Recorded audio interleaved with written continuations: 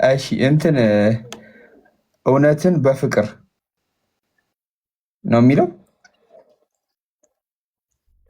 ከሲሳይ አጠገብ ያለከው።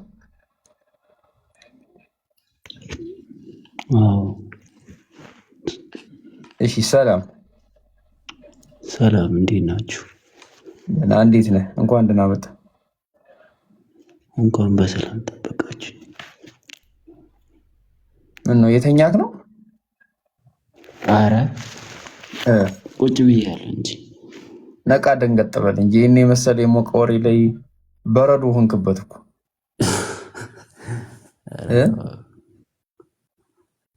እሺ የሚቀዘቅዝ ውሃ ምናምን ያላችሁ አምጡ፣ ያቀዘቀዘላችኋል። አብዱ እስኪ ትንሽ ሞቅ ሞቅ አድርገው።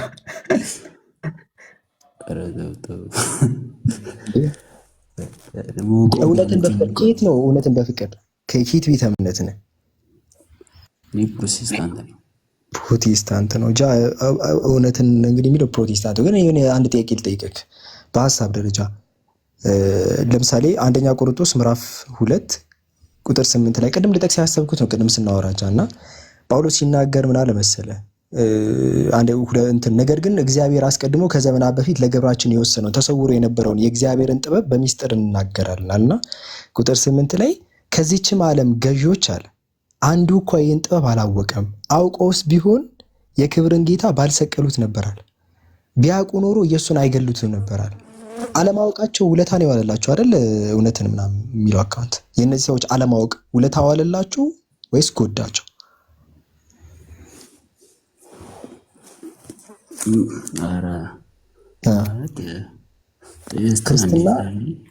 ክርስትና በእነዚህ ሰዎች አለማወቅ ምክንያት ነው አይደለ የተመሰረተው፣ ማለትም ትልቅ መሰረቱን ያገኘው። ምክንያቱም ጳውሎስ ሲናገር አንደኛ ቆሮንቶስ ምዕራፍ 2 ቁጥር 8 ላይ ከዚህች ዓለም ገዢዎች አንዱ እንኳን ይህን ጥበብ አላወቀም አለ፣ አውቀውስ ቢሆን የክብርን ጌታ ባልሰቀሉት ነበር አለ፣ ቢያውቁ ኖሮ ኢየሱስን አይገሉትም ነበረ፣ ስላላወቁ ነዋል። ስለዚህ አለማወቃቸው እኮ ትልቅ ውለታ ነው የከፈለላችሁ። የነሱ አለማወቅ ቢያውቁ ስለማይገሉት እንደው አለማወቃቸው ጠቀማችሁ። ገባ? ደቀ መዛሙርቱ አልገደሉትም ነበር። እነዚህ ደግሞ አለማወቃቸው ደግሞ እንዲገሉት አበረታታ። የሰይጣንና የነዚህ አላዋቂዎች መኖር ነው ለክርስትና ትልቅ አስተዋጽኦ ያበረከተው አይመስልም?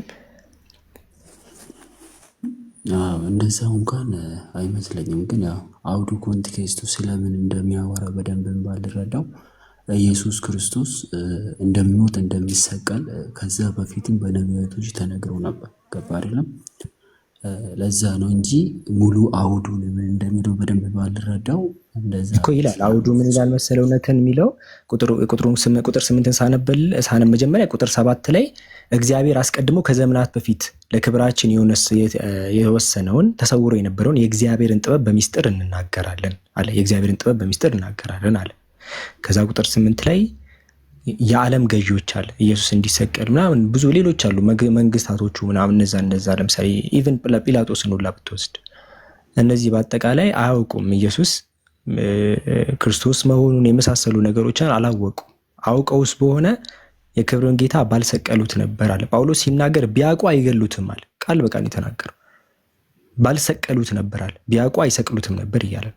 ስለዚህ ታዲያ አለማወቃቸው እኮ ሊያሸልማቸው ነው የሚገባው። ምክንያቱም ቢያውቁ አይገሉትም እያለ ነው ጳውሎስ።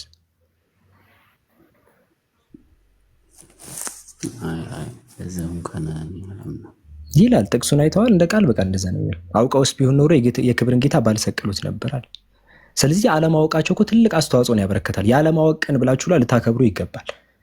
አሁን ኢየሱስ የሞተበት ቀን ስትሉ የአለማወቅ አላዋቂዎች የዋሉልን ትልቅ ውለታ እንደውም ለእነሱ ሊከበርላቸው ይገባል። ደቀ መዛሙርቶቹ ምንም አልጠቀሙም። ማን ይገለው ነበር? እሺ ቆይ ሐዋርያት መጨረሻ ላይ ሊገሉት ነበር። የሚገለው ሰው ቢጠፋ ኢየሱስ ክርስቶስ እኮ ማለት መሞት ስላለበት ነው እኮ የሞተ እንጂ እኮ ማንም የሚገለው ነው እኮ ጥያቄው። ራሱን ያጠፋ ነበር ነው እሱ እኮ በትንቢት የተናገረ ነው እኮ። እንዴት ነበር የሚሞተው ነው እኮ ጥያቄው እኮ። እንዴት ነበር የሚሞተው? ማለትም ሰይጣን ነው አሁን ከሐዋርያቶች መካከል አንደኛው ላይ ገብቶ ከአይሁዶች ጋር እንዲተባበር ያደረገው። ሰይጣን ባይኖር ማን ይገለው ነው? ራሱን ያጠፋ ነበር ነው ነው እንደዛ ሳይሆን እሺ ማን ነው ደቀ መዛሙርቱ ይገሉት ነበር ነው? ያልተጻፈ ነገር አልናገርም ሲል ማን እኮ አሁን እዚህ ጋር ጳውሎስ ነገረና የተጻፈውን እኮ ነው ያነበብኩልህ። ስላላወቁ ነው የገድሉት አለ። አውቀውስ ቢሆን ኖሮ የክብርን ጌታ ባልሰቀሉት ነበር አለ። ስላላወቁ ነው የገድሉት አለ። እኔ ደግሞ ስረዳ አለማወቃቸው ሊበረታታ ነው የሚገባው፣ የሰይጣን መሳተፍም ሊበረታታ ነው የሚገባው። እነዚህ አላዋቂ ሰዎችና ሰይጣን ባይኖር ኖሮ ክርስትና አይድንም ነበር። በእናንተ ኮንሰፕት የምንሄድ አይ እንደዛ አይደለም አብድከሪም ካልከኝ እነሱ ባይኖሩም ይድናል ካልከኝ ማን ራሱን ሊያጠፋ ነው ወይስ ደቀ መዛሙርቱ ሊገሉት ነው?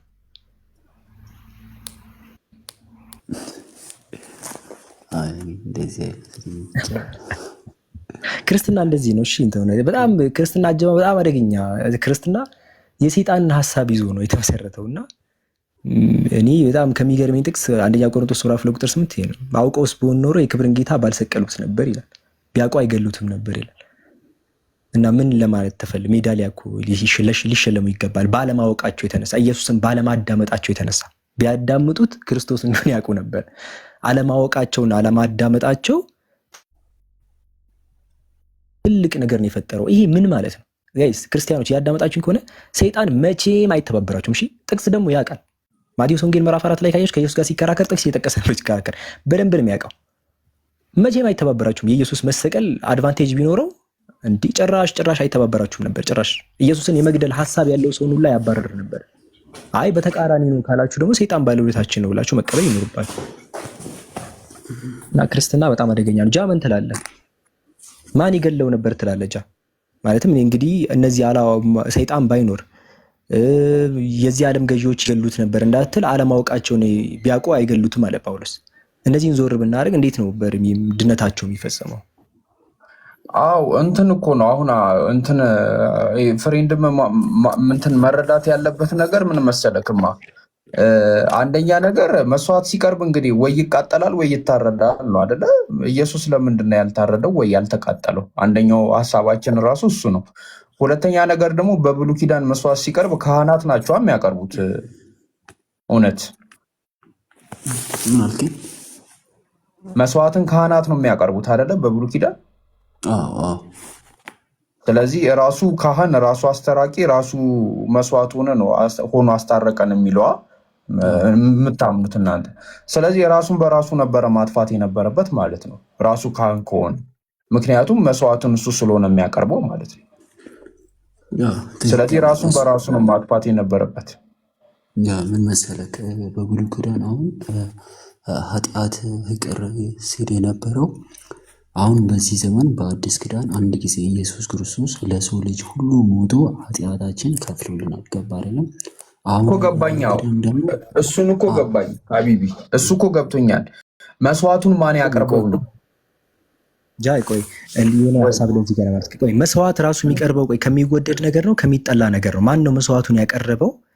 ይሄን ነገር ለምሳሌ ማንን ልፍታላችሁ ሲል ጲላጦስ በርባንን ልፍታላችሁ ወይስ ኢየሱስን ሲላቸው ኖ ኢየሱስ እንትን እንደውም በርባን ይሻለናል ከኢየሱስ።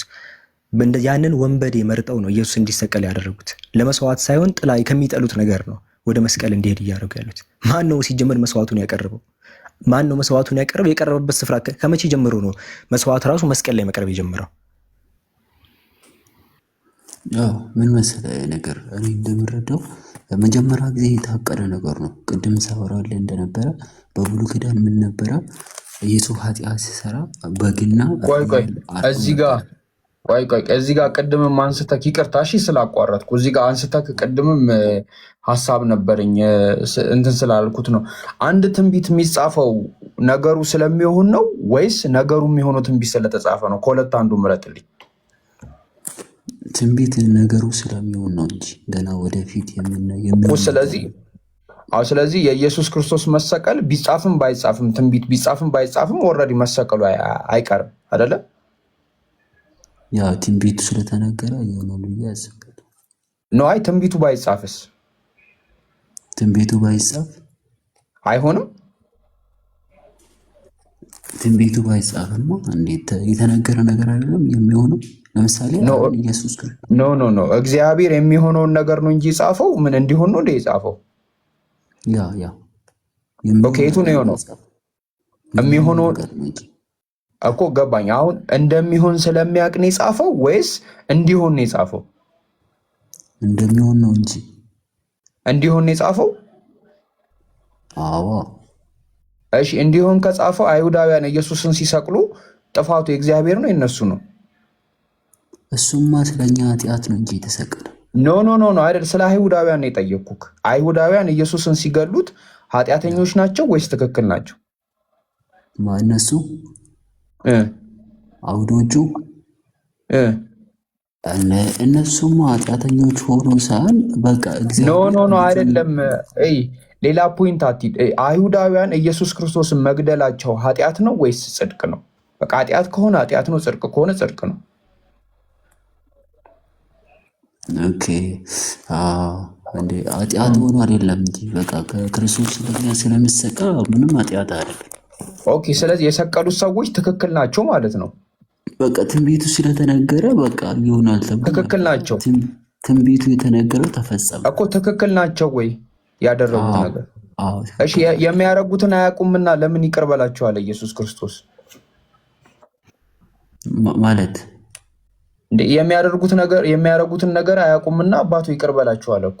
ተሳስተዋል አላቸው እኮ። አንተ አልተሳሳትኩም ይላል፣ ክርስቶስ ደግሞ ተሳስተዋል ይላል። ማንን እንመን? እሱም እኮ ለነሱ ብቻ ሳይሆን ለእኛም ለማስተማር ነው እኮ። ኖ ለማስተማር አይደለም፣ ተሳስተዋል እያለ ነው እሱ። እነሱ እኔም በመስቀላቸው ተሳስተዋል እያለ ነው ኢየሱስ ክርስቶስ። ከዛ ደግሞ ስለተሳሳቱም ደግሞ ኢየሱስ ክርስቶስ አምላኩን ለምን አላደንከኝም፣ ለምን ዝም አልከኝ ብሎ ይጠይቃል። ስለዚህ እነሱ ትክክል ናቸው ወይስ ኢየሱስ ነው ትክክል? እግዚአብሔር እኮ በእነሱ ተጠቅሞ ነው እንጂ እንደዛ ያደረገው እኮ። ገባኝ። ትክክል ኢየሱስ ነው ወይስ እነሱ ናቸው ትክክል? ኦኬ አሁን አንተ ኢየሱስ ክርስቶስ ምንም ስለ ኃጢአታቸው ይቅር በላቸው ስላለ እነሱ ተሳስተዋል እያልከኝ ነው? ታው ተሳስቷቸዋል እያላችሁ እኮ ነው። የሚያደርጉትን አያውቁምና አባቱ ይቅር በላቸዋል። ይቅር በላቸው ያለው እኮ ስለተሳሳቱ ነው አይደለ እንዴ? እኔ አይመስለኝም እንደዛ። ምክንያቱም እና ትክክል ስለሆኑ ነው ይቅር በላቸው ያለው። እኔ እንጃ ብቻ እንዴት? እኔ እንጃ ብቻ አይደለም። የሚያደርጉትን አያውቁምና ይቅር በላቸው ያለው ኃጢአትን ስለሰሩ ነው። ቃሉማ ልክ ነው ይላል። ትክክል እኮ ኃጢአትን ስለሰሩ ነው ይቅር በላቸው ያለው። ኃጢአት ስለሰሩ እግዚአብሔር በእነሱ በኩል እኮ ተጠቀመ እኮ። ገባኝ። ተጠቀመ። ትክክል ናቸው ተባባልን። ኢየሱስ ክርስቶስ ደግሞ ለምን የሚያደርጉትን አያውቁምና ይቅር በላቸው ለምን አለ? ካልተሳሳቱ ኦኬ ይቅር በላቸው አለ እኮ። ተሳስተዋል። የተሳሳቱት ደግሞ ባለማወቅ ነው። ስለዚህ ይቅር በላቸው አለ። ተሳስተዋል እያሉ ነው ኢየሱስ። አንተ አልተሳሳቱም ትለናለህ፣ ኢየሱስ ተሳስተዋል ይለናል። እንግዲህ ወዴት እንሂድ እኛ? እንቅልፍ እኮ ነሳችሁን እውነት። ወይ መታችሁ አትንገሩን እንዴ? አብዱ ራሱ ሁለተኛ ቀን ነው። አብዱ ሶስተኛ ቀን ነው፣ ሁለተኛ ቀን። ይሄን ደግሞ ሲጨመርልህ አስቡ። ከባድ ነው። እኔ እንዴት ነው ትንቢቱ የሚፈጸም ከሆነ ማለት ቃሉ እኮ ማለት ነው ለነሱ በዘመናት ብቻ በነበረ ሳይሆን ለእኛም ትምህርት እንዲሆኑ ነው እንጂ ብዬ ኖ ትምህርት መሆኑን አለመሆኑን አይደለም። የአሁኑን ጥያቄ አትዝለለው። በህይወት መዝለል የለብህም እኮ። ገባኝ። አሁን እነሱ ኢየሱስን መስቀላቸው ትክክል ነው ወይስ ትክክል አይደለም? በቃ ይሄ እኮ ነው ፖይንቱ። ገባ? ኃጢአት ብሎ ጳውሎስ ያስቀምጠዋል እኮ። አንድ ጥቅስ ልንገራችሁ። አንደኛ ተሰሎንቄ ምዕራፍ 2 ቁጥር 15 ላይ ስለ አይሁዶች ስራ ሲዘረዝርም ብሎ ይናገራል።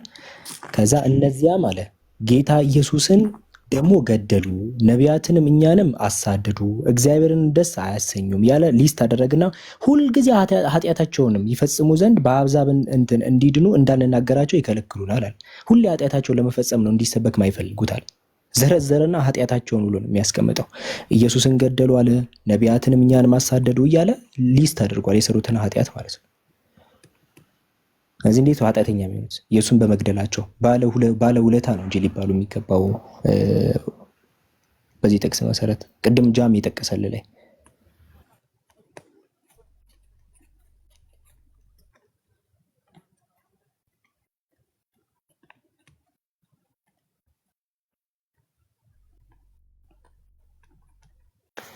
እውነትን ተቋርጬ ነው እኔ ነኝ እነሱ እያወሩ ነው። አለው የሚያቋርጥ ጥያቄ እየጠየቅከው ተቋርጬ ነው ትላለህ። ከኔ ጋር እያወራ ነው አለ። አዎ ጠቀስኩ፣ አይተዋል። አሁን የጠቀስኩ ካልሰማኝ አንደኛ ተሰሎንቄ ምዕራፍ 2 ቁጥር 15 ላይ ስለ አይሁዶች ስለሰሩት ኃጢአት ይዘረዘራል። ገባ? እነዚያም ጌታ ኢየሱስን ደግሞ ገደሉ አለ። ነቢያትንም እኛን አሳደዱ፣ እግዚአብሔርን ደስ አያሰኙም እያለ ዘረዘረ። ሁልጊዜ ኃጢአታቸውን ይፈጽሙ ዘንድ አሕዛብ እንዲድኑ እንዳንናገራቸው ይከለክሉናል። ኃጢአታቸው እንዲቀጥል ነው የሚፈልጉት፣ መሰበክ አይፈልጉ ብሎ ኃጢአታቸው ብሎ ነው የሚዘረዘረው። እነዚህ ኢየሱስን ገደሉ፣ ነቢያትን አሳደዱ ምናምን እያለ ማለት ነው። እዚህ ከኃጢአቶች መካከል አንዱ ሊስት የተደረገው ኢየሱስን ገደሉ ብሎ ነው። ኢየሱስ ራሱ እኮ ዮሐንስ ወንጌል ምዕራፍ 8 ቁጥር 40 ላይ ነግሯቸዋል። ልትገሉኝ ትፈልጋላችሁ፣ አብርሃም እንደዚህ አላደረግም፣ እናንተ የዲያብሎስን ስራ ነው የምትሰሩት ብሎ ይሄ የዲያብሎስ በሚል ነው የሚያስቀምጠው። የእግዚአብሔር ሳይሆን የዲያብሎስ ነው ብሎ እንደዚህ የዲያብሎስ ተግባር መሆኑን ነው ኢየሱስም የተናገረው። ጳውሎስም እንደ ኃጢአት አድርጎ ነው አንደኛ ተሰሎንቄ ምዕራፍ 2 ቁጥር 15-16 ላይ የሚያስቀምጠው። እንዴ በምን ሂሳብ ነው ኃጢአተኛ ሊባሉ የሚችሉት? የእናንተ እኮ ባለውለታ ናቸው ወይ መሆን የነበረባቸው ነው እያለ ያለው ጃ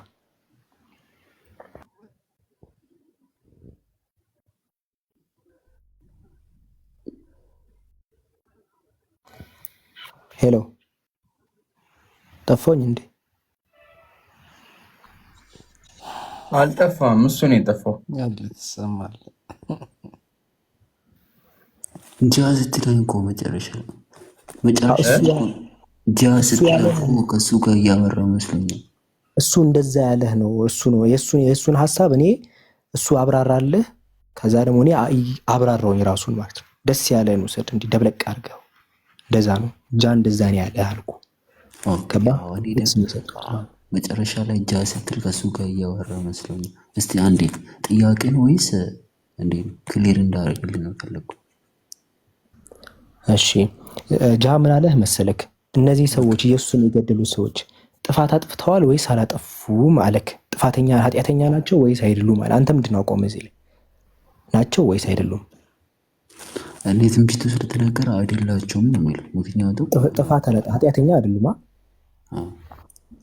ጳውሎስ ደግሞ ኃጢአተኛ ናቸው ብሎ ነው የሚይዘው። ኢየሱስ ቅድም ጠቀሰልህ፣ የሚያደርጉትን አያውቁምና ይቅር በላቸው ሲል ስለ ኢየሱስ ይቅርታን እየጠየቀላቸው ያለው ኃጢአት ስለሰሩ ነው አለ። ለእኔ ደግሞ ልደርብ ሌላ ጥቅስ ብዬ አንደኛ ተሰሎንቄ ምዕራፍ 2 ቁጥር 15 ላይ ጳውሎስ አይሁዶች የሰሩትን ኃጢአት ሲዘረዝር ይህንን አስገብቷል። ቁጥር 15 ላይ እነዚያ ጌታ ኢየሱስን ደግሞ ገደሉ አለና ገደሉ፣ ነቢያትንም እኛንም አሳደዱ፣ እግዚአብሔርን ደስ አያሰኙም አለና ሁልጊዜ ኃጢአታቸውን ይፈጽሙ ዘንድ አሕዛብ እንዲድኑ እንዳንነገራቸው ይከለክላሉ አለ።